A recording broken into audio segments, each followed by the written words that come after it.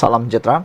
Selepas puas di Balun, selepas hampir berhari-hari di Balun, dikecam berkait dengan penurunan harga telur, Anwar Ibrahim akhirnya tampil bersuara. Beliau memperjelaskan rasional telur lebih murah. Ini yang kita tunggu-tunggu.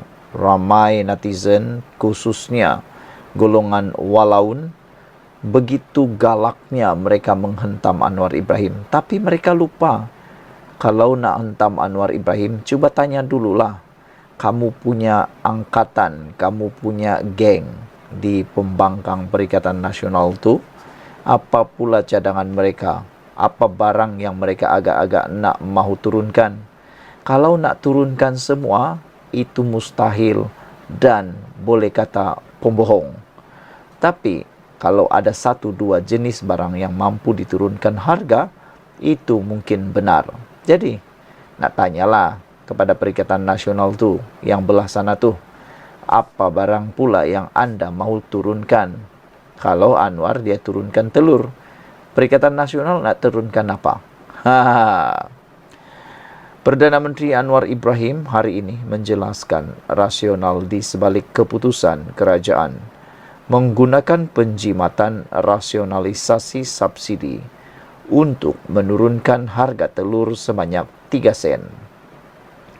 Pada masa sama, Anwar hari ini berkata, dia akan meneruskan cara lain untuk menggunakan semula simpanan yang boleh membantu meringankan beban orang ramai. Jelasnya, kajian mendapati telur paling banyak dimakan oleh keluarga Malaysia, terutamanya isi rumah berpendapatan rendah yang boleh mengambil kira-kira 4 biji telur sehari. Oleh itu kita panggil syarikat-syarikat ini, bincang berapa untung sebulan. Beritahu sekian tak boleh kurang sikit untung, bukan rugi. Minta kurang sikit untung supaya kurangkan beban, kata Anwar Ibrahim. Itulah saya umumkan semalam turun harga telur sebab telur ini paling banyak dimakan oleh rakyat-rakyat di bawah. Bukan saja sebenarnya, saya nak tambah sikit kepada Perdana Menteri, yang amat berhormat Perdana Menteri, telur ni bukan saja dimakan paling banyak oleh orang yang di bawah sana. Orang kaya pun makan banyak telur. Silap-silap hari bulan, mereka lah yang paling banyak makan telur sebenarnya.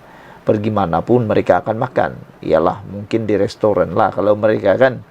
Tapi untuk golongan bawah, pasti semuanya tahu telur itu hampir samanya makanan ruji dengan beras atau nasi.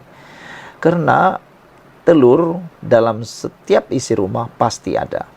Rumah siapa di sini yang tak ada telur? Angkat tangan. Kamu tidak ada telur di rumah? Pasti ada. Setiap orang, setiap rumah bagi yang sudah berkeluarga, pastilah telur adalah kewajiban. Dan kita selalu ajar anak, permulaan yang kita ajar anak kita memasak, pertama masak nasi. Kedua, masak telur ayam. Itu semua pasti Anwar ambil tahu. Jadi bagi mereka yang dah mengecam habis-habisan tu, fikir-fikirlah, anda mungkin telah membuat fitnah dan membuat dosa yang sangat besar kepada Anwar Ibrahim. Saudara, Malaysia kini telah mendapatkan rakaman ucapan Perdana Menteri itu. Pada Isnin, Perdana Menteri mengumumkan harga runcit baru telur grade A, B dan C, masing-masing berharga 40 sen, 42 sen dan 38 sen, turun 3 sen setiap satu. Kerajaan kini akan membelanjakan 10 sen untuk memberi subsidi bagi setiap telur yang melibatkan perbelanjaan 100 juta ringgit. Penuntukan subsidi telur pada 2023 ialah menghampiri nilai 1 bilion, iaitu 927 juta ringgit. Pengumuman harga telur Anwar itu dipersendakan sesetengah pihak dengan bekas Perdana Menteri Muhyiddin Yassin berkata, dia menjangkakan langkah yang lebih mantap untuk menangani peningkatan kos sara hidup. Kerajaan telah mula menyelaraskan subsidi bahan api bulan ini bermula dengan diesel dengan tujuan menyalurkan subsidi terus kepada mereka yang memerlukan melalui pemindahan tunai atau card fleet untuk industri. Walaupun kerajaan tidak menjangkakan kos meningkat akibat penarikan subsidi menyeluruh, namun Anwar ketika berucap hari ini turut mengakui kos sara hidup masih memberi kesan kepada orang ramai. Sebab itu, kata Anwar Ibrahim, kita cari jalan di mana boleh turun harga, kata Perdana Menteri itu lagi. Saudara-saudara sekalian, kecaman ni hanyalah bersifat tiada apa-apa. Saudara, ada satu komen daripada Brown Falcon kata, ini subsidi kerja bodoh, nanti telur ini boleh sampai Thailand dan Indonesia. Biar pasaran tentukan harga. Apalah katanya, inilah katanya. Saudara-saudara sekalian, pada pendapat saya, penurunan harga telur ini sangatlah tepat untuk kita semua rakyat Malaysia. Telur dimakan oleh semua rakyat dan inilah yang paling mudah untuk memulakan langkah pertama kepada penurunan harga yang lain. Sebelum kita berpisah, sila tinggalkan komen anda untuk isu kali ini. Semoga dengan penerangan Anwar Ibrahim ini, maka kita akan lebih faham kenapa Anwar memilih telur yang diturunkan harga. Salam sejahtera, terima kasih kerana menonton channel saya. Sebelum kita teruskan ulasan kali ini, jangan lupa tinggalkan komen anda dan tekan butang subscribe. Juga di ruangan ini ada pengguna istimewa VIP yang boleh mendermakan sedikit uang untuk channel ini, untuk di ruangan derma itu, dan anda juga boleh meninggalkan komen dalam ruangan komen. Hari ini Peguam Merayu Agung dedah laporan RCI Batu Putih kepada umum. Wow, kalau ini benar, kalau betul-betul lah Peguam berjaya mendedahkan, Peguam berjaya mendapatkan laporan RCI Batu Putih secara umum, adakah sesuatu yang menarik akan kita lihat? Adakah sesuatu yang luar biasa akan kita lihat? Dan ada netizen kata, mungkinkah masalah besar akan menimpa Mahathir Mohamad? Habislah Mahathir, kata mereka, kerana RCI Batu Putih ada kaitan secara langsung dengan Mahathir.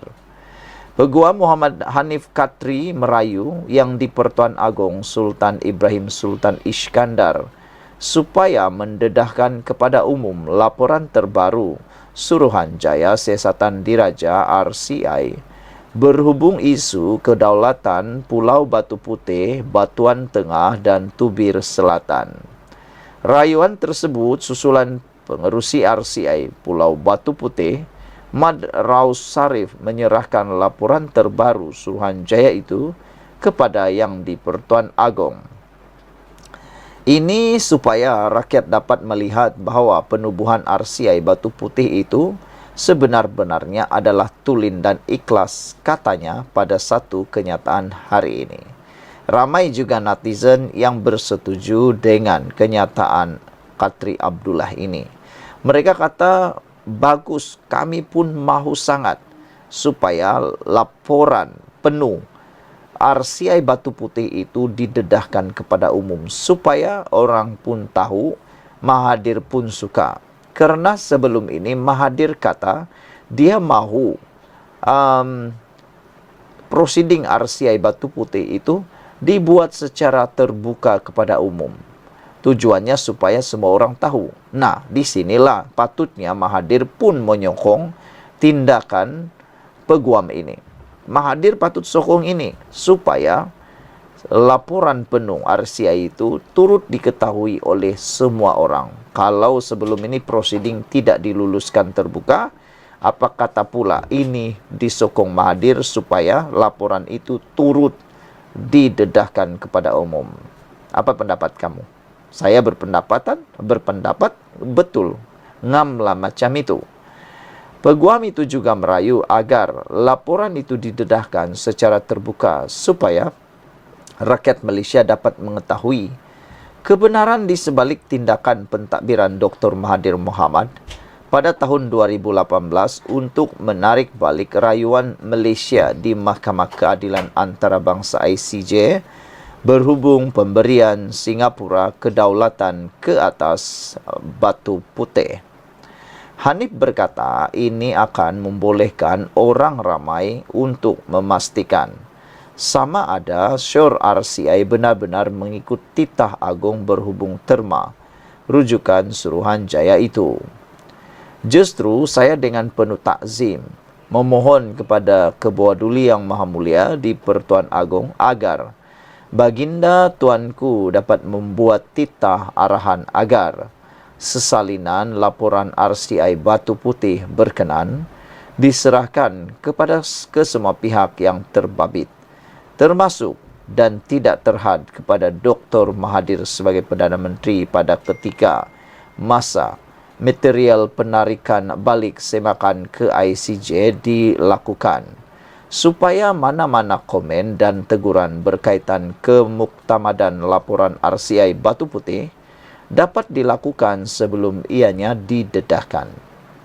Supaya segala komen dan teguran berkaitan kemuktamadan laporan RCI Batu Putih dapat ditambah sebagai addendum jika perlu dan dicetak sebagai laporan RCI Batu Putih yang muktamad.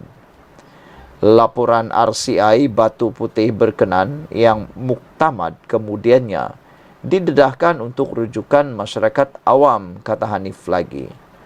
Awal hari ini yang di Pertuan Agong dipersembahkan laporan terkini RCI untuk mengkaji pengendalian perkara berkaitan kes kedaulatan Batu Putih, Butuan Tengah dan Tubir Selatan. Menurut hantaran di laman Facebook Sultan Ibrahim Sultan Iskandar, laporan itu dipersembahkan oleh pengerusi RCI Madiraus Sarif kepada Seri Paduka Baginda di Istana Negara hari ini dalam sesi yang berlangsung hampir sejam. Pada Februari, bahagian Hal Ehwal Undang-Undang BHEU Jabatan Menteri mengumumkan Sultan Ibrahim memperkenankan penubuhan segera Suruhanjaya itu.